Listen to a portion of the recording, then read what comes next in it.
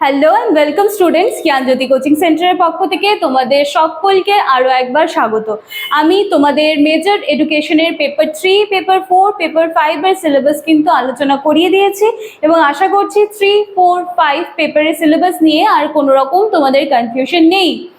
এবং যেহেতু সিলেবাস আমাদের আলোচনা হয়ে গিয়েছে সেজন্য আজকে কিন্তু মেজর এডুকেশনের পেপার 3 ফার্স্ট ক্লাস নিয়ে কিন্তু আজকে আমি চলে এসেছি।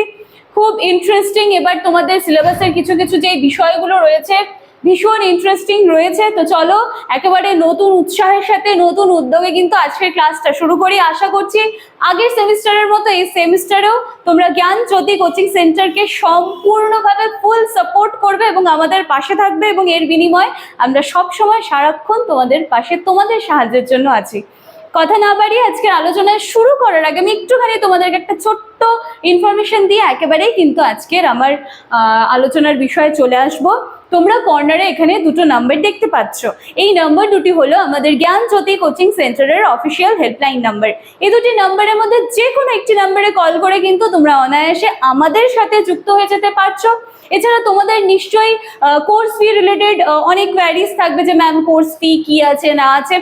আমি বলবো সমস্তটাই তোমরা এই দুটো নাম্বারের মধ্যে যে কোনো একটি নাম্বারে কল করবে এবং তোমাদের যা যা কোয়ারিজ আছে পুরোটাই কিন্তু তোমরা ফুলফিল করে নিতে পারবে।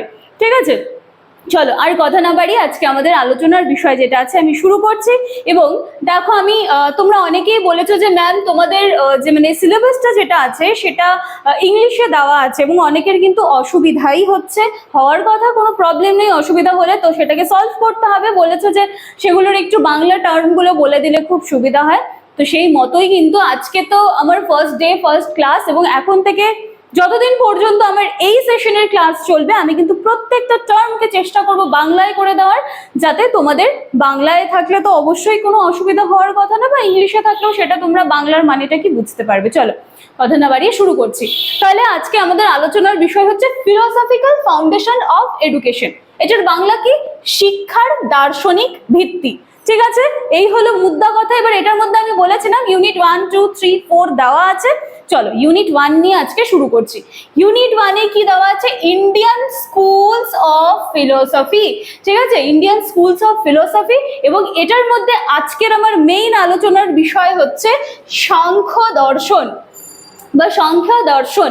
ঠিক আছে, আচ্ছা দেখো এই যে সাংখ্য দর্শন বলো, ন্যায় দর্শন বলো বা যোগ দর্শন বলো, এই সমস্ত কিছুকে জানার আগে কিন্তু তোমাকে জানতে হবে যে আমাদের ভারতীয় দর্শনটা কি।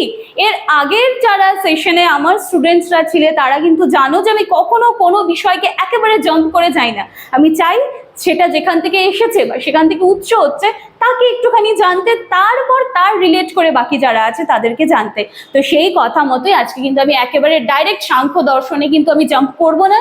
প্রথমে আমাদেরকে একটু জানতে হবে যে আমাদের ভারতীয় দর্শনটা কি।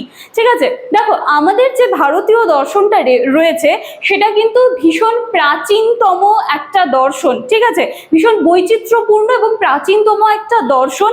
এবং এই দর্শনের মধ্যে আমরা দেখতে পাই যে এখানে জীবনের লক্ষ্য, মার্গ দর্শন, আত্ম উপলব্ধি, এই সমস্ত কিছুর কথা কিন্তু ভারতীয় দর্শনে দেওয়া আছে। এবং এই যে ভারতীয় যে দর্শন আছে এই নিয়ে কিন্তু অনেকের মধ্যে অনেক রকমের মত পার্থক্য কিন্তু রয়েছে। থাকারই কথা, যদি সেটা খুব ফেমাস হয় বা খুব যদি আলোচিত হয় তাহলে কিন্তু মানে নানান জনের নানান ধরনের মতামত দেওয়া থাকে এবং সেখানে কিন্তু নানান ধরনের মত পার্থক্য হতেই পারে। আচ্ছা, এই প্রসঙ্গে আমি একটু বলে রাখি যে অধ্যাপক সুরেন্দ্রনাথ দাশগুপ্ত এই প্রসঙ্গে মন্তব্য করেছিলেন যে ইউরোপের যে দর্শন আছে সেখানে মানে ইউরোপের দর্শনের যে ইতিহাস যেভাবে রচিত হয়েছিল বা যেভাবে রচনা করা সম্ভব হয়েছিল, সেখানে দাঁড়িয়ে কিন্তু ভারতীয় দর্শন যেটা রয়েছে সেই ভারতীয় দর্শনের ইতিহাস রচনার প্রচেষ্টা কিন্তু সম্ভব নয় বা করে ওঠা সম্ভব হয়নি। কারণ বলা হয়েছে যে সুপ্রাচীন কাল থেকে ইউরোপে একের পর এক দার্শনিকরা এসেছেন এবং আসার পরে তারা দর্শন প্রসঙ্গে কিন্তু নিজেদের একেবারে স্বাধীন যে চিন্তাধারা রয়েছে সেটা কিন্তু ব্যক্ত করেছেন। কিন্তু ভারতীয় দর্শনের ক্ষেত্রে আমরা দেখতে পাচ্ছি যে এটা এমন একটা যুগের মানে সম্প্রদায়গুলি সূত্রপাত হয়েছিল যেখানে ঐতিহাসিকদের যে মত ছিল সেটা কিন্তু মানে ভীষণ সামান্য ছিল, সেইভাবে কিন্তু কোনো মত পাওয়া যায়নি। তাহলে ভারতীয় দর্শন হিসেবে তুমি বলতে পারো যে এটা খুব সুপ্রাচীন বৈচিত্র্যপূর্ণ একটা দর্শন, এবং সেইভাবে কিন্তু এই ভারতীয় দর্শনের ইতিহাস রচনা করা কিন্তু সম্ভব হয়নি। এই হলো তোমাদের একটুখানি করে জানা হয়ে গেল যে ভারতীয় দর্শন কি। এরপর তোমাদের যেটা দিয়েছে ইউনিট 1-এ সাংখ্য দর্শন, ঠিক আছে। এবার দেখো তো এই সাংখ্য দর্শনটা কোথার থেকে কি কিভাবে আসছে সেটা একটু আলোচনা করছি। হ্যাঁ, দেখো ভারতীয় দর্শন সম্প্রদায়, এটাকে যদি দুভাগে আমি বিভক্ত করি, দুটো আমি ভাগ পাবো। আমি হয়তো ফ্রেম থেকে বেরিয়ে যাব, অসুবিধা নেই, তোমরা আমার কথার সাথে সাথে এখানে মেলাও। ভারতীয় দর্শনের দুটো ভাগ আমরা পাবো, একটা হচ্ছে আস্তিক বা বৈদিক দর্শন এবং আরেকটি আছে নাস্তিক বা অবৈদিক দর্শন। দেখবে তোমাদের সিলেবাসের মধ্যে বৈদিক আর নন বৈদিক কিন্তু দেওয়া আছে, ঠিক আছে, সেটার সাথে মিলাবে, মিল খুঁজে পাবে। এরপরে এই যে আস্তিক বা বৈদিক যে দর্শন রয়েছে সেটাকে আবার দুটো ভাগে কিন্তু ভাগ করা হয়েছে, আমরা দেখতে পাচ্ছি। কি কি? একটা হচ্ছে বেদের অনুগত দর্শন এবং আরেকটি হচ্ছে বেদ স্বতন্ত্র দর্শন। আচ্ছা চলো, বৈদিক দর্শনটা জেনে নিলাম বা আস্তিক বা বৈদিক দর্শনটা কি। এবার এই পাশে দেখো নাস্তিক বা অবৈদিক দর্শন, এখানেও দেখছি দুটো ভাগে ভাগ করেছে। একটা হচ্ছে চরমপন্থী দর্শন এবং আরেকটা হচ্ছে নরমপন্থী দর্শন। বেশ, এরপরে এই যে দেখো বেদের যে অনুগত দর্শন সেটাকে আবার দুটো ভাগে ভাগ করা হয়েছে। একটা হচ্ছে পূর্ব মীমাংসা বা মীমাংসা দর্শন এবং আরেকটা হচ্ছে উত্তর মীমাংসা বা বেদান্ত দর্শন। এবং এই যে চরমপন্থী দর্শন যেটা আছে, চরমপন্থী দর্শনের মধ্যে কিন্তু আমরা চার্বাক দর্শন পাচ্ছি, বৌদ্ধ দর্শন পাচ্ছি, এবং নরমপন্থী দর্শনের মধ্যে চলে আসছে জৈন দর্শন। এবং এই তিনটা দর্শন কিন্তু তোমাদের সিলেবাসে আছে, এই তিনটা দর্শন আমাদেরকে কভার করতে হবে। তাহলে যখন আমরা চার্বাক, বৌদ্ধ দর্শন, জৈন দর্শন এগুলো নিয়ে আলোচনা করব, তখন ঠিক তোমাদের মনে পড়ে যাবে এই চার্বাক দর্শন এবং বৌদ্ধ দর্শন কিন্তু চরমপন্থী দর্শন থেকে এসেছিল এবং জৈন দর্শন এসেছিল নরমপন্থী দর্শন থেকে, ঠিক আছে। আচ্ছা, এইবারে দেখো এখানে যখন আমি আস্তিক বা বৈদিক দর্শনকে দুটি ভাগে ভাগ করলাম, আমি পেলাম যে বেদের অনুগত দর্শন এবং বেদ স্বতন্ত্র দর্শন। এবার এই যে বেদ স্বতন্ত্র দর্শন, সেইখান থেকে কিন্তু আমাদের এসেছে সাংখ্য দর্শন, ন্যায় দর্শন, যোগ দর্শন এবং বৈশেষিক দর্শন। এবং এর মধ্যে তোমাদের সাংখ্য দর্শন, ন্যায় দর্শন এবং যোগ দর্শন কিন্তু এবারে সিলেবাসে আছে। এই তিনটা কিন্তু আমাদেরকে এবারে কভার করতে হবে। তাহলে আশা করি আমি একটু তোমাদের আইডিয়া দিতে পারলাম যে আমাদের সাংখ্য দর্শনটা কোথা থেকে এসেছে। আস্তিক বা বৈদিক দর্শনের দুটি ভাগ রয়েছে, সেটা হচ্ছে একটা বেদের অনুগত দর্শন এবং আরেকটা হচ্ছে বেদ স্বতন্ত্র দর্শন। সেই স্বতন্ত্র দর্শন থেকে আজকে তোমাদের আলোচনার বিষয় সাংখ্য দর্শন কিন্তু এসেছে, ঠিক আছে। আচ্ছা চলো, এবার তো আমরা একটু বুঝতে পারলাম সাংখ্য দর্শন কোথা থেকে এলো, তার অরিজিনটা কি বা কোন স্টেপ বা কোন ভাগ থেকে সেটা এলো। এইবার একটু আমরা জানবো যে সাংখ্য দর্শনটা কি। আজকে জাস্ট সাংখ্য দর্শনের সাথে একটু পরিচয় হব, ঠিক আছে। এবারে কালকে আমরা সাংখ্য দর্শনের যে আস্তে আস্তে যখন আমি এগোবো, আমি বলবো যে পুরুষ প্রকৃতি এই সমস্ত জিনিসগুলো আছে, সার কথা বা মূল কথা, এগুলোর সাথে কিন্তু আবার কালকে আমরা ডিটেলসে পরিচিত হব। দেখো প্রথম দেখায় যখন আমরা মানুষের সাথে একটু নাম পরিচয় জানি, বাড়িঘর জানি, সেরকমই আজকে সাংখ্য দর্শনের সাথে একটু পরিচয় হব। তারপরে কালকে একেবারে সাংখ্য দর্শনের ব্যাপারে কিন্তু আমরা ডিটেলসে জানবো।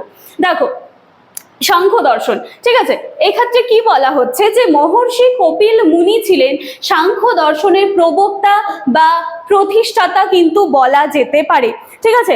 আদি বিদ্যান, তোমরা আশা করি দেখতে পাচ্ছ আমি যে পয়েন্টগুলো লিখেছি, নয়তো একটু জুম করে দেখে নিও।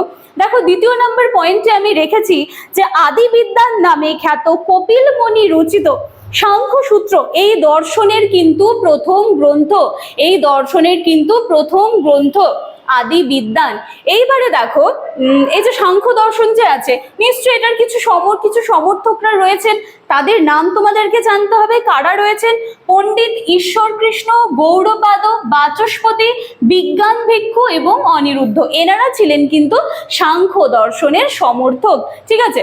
আচ্ছা, এই যে সাংখ্য বলছে এই কথাটার একটা মানে তাহলে আমাদের নিশ্চয়ই আছে সম্যক জ্ঞান। সাংখ্য কথার অর্থ হচ্ছে সম্যক জ্ঞান। কিভাবে এলো সেটা একটু দেখতে হবে। সাংখ্য দর্শনে এখানে এসেছে সং, কথার অর্থ হচ্ছে সম্মুখ, এবং খ্যা যেটা আছে সেই খ্যাটার থেকে এসেছে কিন্তু জ্ঞান। তার মানে দুটা মিলে কি হচ্ছে, সম্মুখ জ্ঞান হয়ে যাচ্ছে। সাংখ্য দর্শন কথার অর্থ হচ্ছে সম্মুখ জ্ঞান, ঠিক আছে। এবং 5 নম্বর পয়েন্টে আছে এই যে সম্মুখ দর্শন যেটা আছে সেখানে কিন্তু ঈশ্বরকে, ঠিক আছে, সেখানে কিন্তু ঈশ্বরকে নিরীশ্বরবাদী বলা হয়েছে, বা নিরীশ্বরবাদী দর্শন কিন্তু বলা হয় এই সাংখ্য দর্শনে।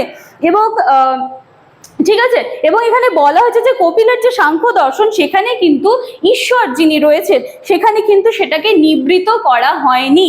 আচ্ছা, 6 নম্বর পয়েন্টটা খুব ইম্পর্টেন্ট, দেখে নাও। এই যে সাংখ্য দর্শন যেটা আমরা আলোচনা করছি সেটার কিন্তু সার কথা বা মূল তত্ত্ব বলতে পারো সেটা হচ্ছে দুটা, একটা হচ্ছে পুরুষ এবং আরেকটি হচ্ছে প্রকৃতি। পুরুষ মানে কি, পুরুষ মানে হচ্ছে চেতনা বা আত্মা, চেতনা বা আত্মা, ঠিক আছে, যেটা হচ্ছে একেবারে স্বাধীন, যেটা হচ্ছে মুক্ত, এটাকে কিন্তু কখনো তুমি ধরে বেঁধে রাখতে পারবে না, পুরুষ, ঠিক আছে, মনে রাখবে এটা স্বাধীন মুক্ত। এবং আরেকটি রয়েছে প্রকৃতি। প্রকৃতি কি, যেখানে আমরা মানুষের মন আবেগ সহ প্রকৃতির যেই বস্তুগুলো রয়েছে এই সমস্ত কিন্তু আমরা প্রকৃতিতে পাবো। এবং আমরা যখন পুরুষ দেখলাম সেখানে দেখলাম যে পুরুষ কিন্তু একেবারে স্বাধীন, কিন্তু প্রকৃতিতে আমরা দেখছি এটা কিন্তু নিষ্ক্রিয় এবং অচেতন, নিষ্ক্রিয় এবং অচেতন। আচ্ছা দেখো, এই যে প্রকৃতিটা যেটা আছে সেটা কিন্তু 3টা জিনিসের ব্যালেন্স করে নিয়ে তৈরি হয়েছে, পাতি ভাষায় বলতে গেলে বলতে পারো।